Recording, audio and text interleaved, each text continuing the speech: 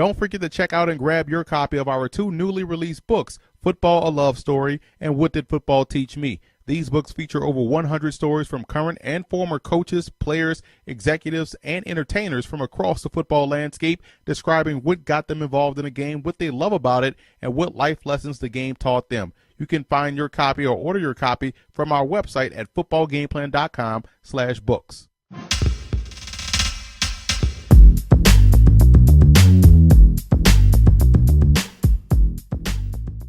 If you like our video content and want to show support for Football Game Plan, stop by our YouTube channel at youtube.com/footballgameplan and don't hesitate to drop a little something in the tip jar. It could be $1, $5, or whatever amount you would like to donate to Football Game Plan. Every little bit helps, and we definitely appreciate your support.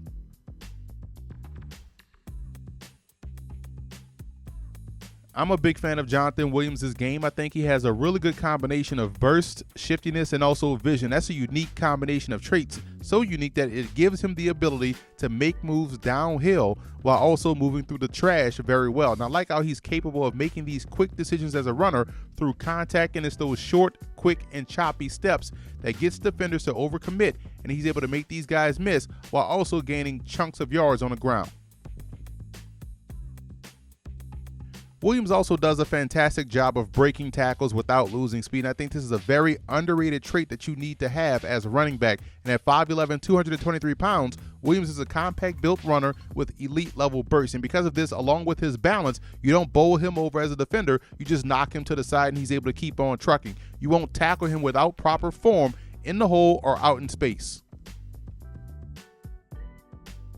With Williams' shiftiness being elite, it allows him the ability to cut on a dime and make one miss in space, and making one miss without overextending along with his elite level burst, it allows him the opportunity to stay on track, so to speak, and rip off long runs.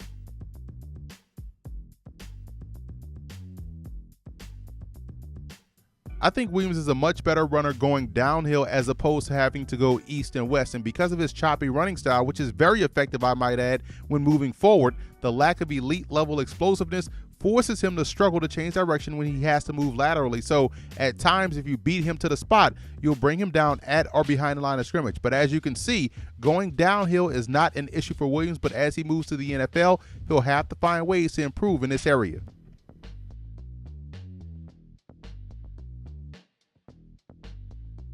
I had to go to a throwback to find a comparison for Jonathan Williams' game. Is because of his running style. I think he reminds me a lot of Deuce Staley that played with the Philadelphia Eagles and the Pittsburgh Steelers. I think Staley was a very productive runner because you couldn't really get a handle on his footwork as a defender. So when you look at Jonathan Williams' game, I think he compares favorably to Deuce Staley as a receiver. They both can do a great job on those flat, flare, screen passes. They are solid in pass protection, and they are able to rip off those yards in chunks, those 20 to 30 yard gains on the ground.